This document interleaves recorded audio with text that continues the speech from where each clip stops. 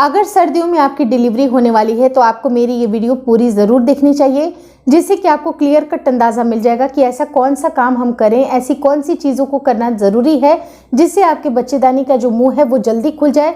और जितनी जल्दी अगर आपके बच्चेदानी का मुंह खुलेगा उतना जल्दी आपकी डिलीवरी की प्रोसेस काफ़ी तेज़ी से होगी और कम टाइम में, कम दर्द में आपकी डिलीवरी आसानी से हो जाएगी।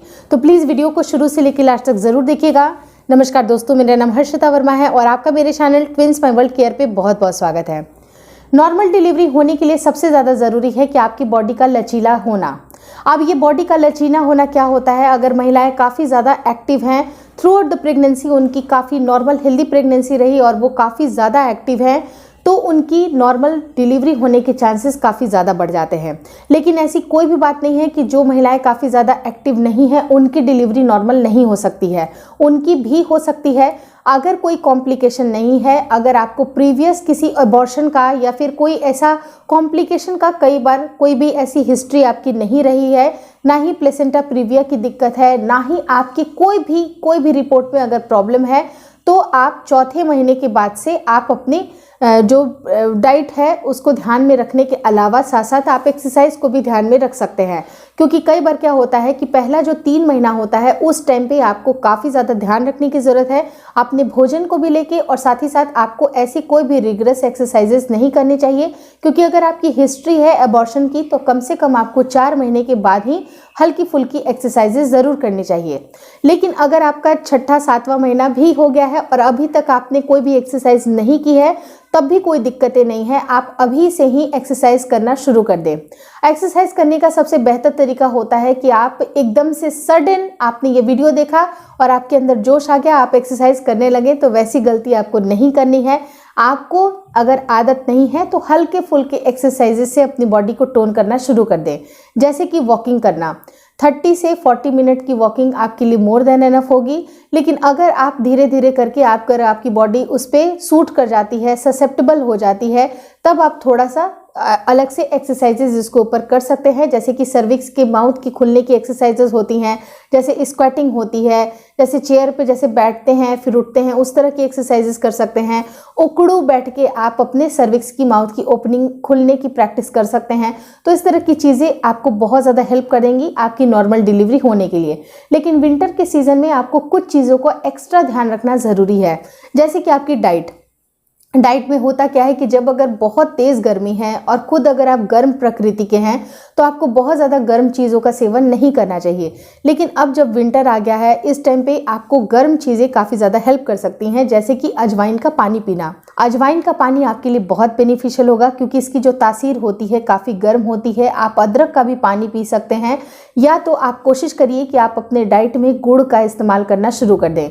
और आपकी जो मम्मी है वगैरह जो भी लोग हैं घर पे, तो वो आपको गर्म चीज़ें खाने का सलाह देते हैं। जैसे कि लड्डू बना के देंगे या जो भी चीज़ें अगर आपको बना के देंगे तो उसको आपको स्किप नहीं करना है। ये ना सोचिए कि आपका वेट बहुत ज़्यादा बढ़ जाएगा, बल्कि ये काफ़ी हेल्दी होती हैं आपकी प्रेगनेंसी के लिए, आपकी डिलीवरी के लिए। तो ज़रूरी है कि इन सारे लड्डुओं का आप उपयोग करें और 9वें महीने में भी कर सकते हैं, और आपकी जब डिलीवरी हो जाती है उसके बाद भी आपको इसका नियमित सेवन करना चाहिए। वहीं पर अगर मैं बात करूं शुद्ध देसी घी की, तो देसी घी को भी आपको स्किप नहीं करना चाहिए।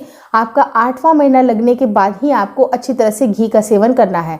घी अगर आपको पसंद नहीं आती है, खाने में अच्छा नहीं लगता है, तो आप इसको बस दवाई समझ के गर्म पानी में घोल के भी पी सकते हैं, दूध में भी पी सकते हैं। क्योंकि जितना अगर आपका बॉवेल मूवमेंट क्लियर होगा, यानी कि जो आपका गट बिल्कुल क्लियर होगा, इंटेस्टाइन अगर साफ होंगे, उनमें पॉटी वगैरह मल नहीं रहेगा, तो आप बच्चे को आसानी से पुश कर सकते हैं। लेकिन अगर ऑलरेडी अगर आप कॉन्स्टिपेटेड हैं, आपका पेट ही साफ नहीं होता है, तो बच्चे को भी पुश करने में काफ़ी ज़्यादा परेशानी हो सकती है। तो ऐसे केस में ज़रूरी है कि 8वां 9वां महीना लगते ही आप अपने पेट को बहुत अच्छी तरह से क्लीन कर लीजिए। कॉन्स्टिपेटेड आप नहीं रहिए, और कॉन्स्टिपेशन से बचने के लिए आप अपने जो डाइट है उसमें आपको कम से कम 3 से 4 लीटर पानी ज़रूर पीना चाहिए। चाहे आप गुनगुना पीजिए या नॉर्मल वाटर पीजिए, या तो फिर अगर आप चाहे तो दूध पी सकते हैं, जूसेस पी सकते हैं, नारियल पानी पी सकते हैं। मतलब फ्लूइड का इंटेक आपको जितना अच्छा अगर आप रखिएगा उतना आपकी प्रेगनेंसी में बच्चा भी स्वस्थ रहेगा। और जब अगर at the time of delivery की अगर मैं बात करूं तो बच्चा सरकने में भी ये काफ़ी ज़्यादा हेल्पफुल रहता है। तो ये सारे टिप्स को आपको ज़रूर फॉलो करना चाहिए। और साथ ही साथ जब आपको पता है कि विंटर का मौसम आ गया है तो खाना बिल्कुल भी आपको ठंडा या बासी नहीं खाना है। खाना आपको गर्म गर्म ही खाना चाहिए, चाहे वो कोई सा भी मौसम रहे, लेकिन स्पेशली विंटर के सीज़न में आपको गर्म गर्म ताज़ा खाना ज़रूर खाना चाहिए। और सर्विक्स की जो ओपनिंग होती है इसका बहुत असर पड़ता है अगर आप अपनी फिजिकल एक्टिविटीज़ में सीढ़ियाँ चढ़ना उतरना को भी शामिल कर लीजिएगा। तो अगर आप सीढ़ियाँ चढ़ते उतरते हैं तो काफ़ी आसानी से आपके बच्चेदानी की ओपनिंग होती है और बच्चा नीचे जल्दी से रखता है। और अगर कोशिश करिए, अगर आपका टाइम परमिट करता है या फिर अगर आपको इच्छाएं करती हैं तो घर में पोछा लगाना भी शुरू कर दीजिए। अगर कोई कॉम्प्लिकेशन नहीं है, डॉक्टर की तरफ से अगर हाँ है, तो आप कुछ और एक्सरसाइजेस के तौर पे इन सारी चीज़ों को बढ़ा सकते हैं। तो आपकी अपनी मर्जी। और जितना जल्दी अगर बच्चेदानी का मुंह खुलेगा उतना आप कम लेबर में पड़िएगा। जैसे कि बस 4 से 5 घंटे के लेबर पेन में ही आपकी डिलीवरी आसानी से हो सकती है। बहुत सारी महिलाएं ऐसी होती हैं जिनका सर्विक्स का माउथ की ओपनिंग होती ही नहीं है, बल्कि उनको लेबर इतना तेज़ आ रहा होता है, 20-22 घंटे की लेबर होती है, फिर भी उनकी ओपनिंग जल्दी नहीं होती है। तो इन सब केसेस से बचने के लिए जो सारे टिप्स मैंने आपको बताए हैं उसको ज़रूर फॉलो करिएगा। डेफिनेटली आपका 4 से 5 घंटे के अंदर ही डिलीवरी हो जाएगी। अगर इस वीडियो में दी गई जानकारी अच्छी लगी तो प्लीज़ लाइक कर दीजिएगा। चैनल पर नए हैं तो चैनल को ज़रूर शेयर और सब्सक्राइब करें। और मुझे इंस्टाग्राम पे फॉलो करना बिल्कुल ना भूलें। Thank you so much for watching Prince my world care.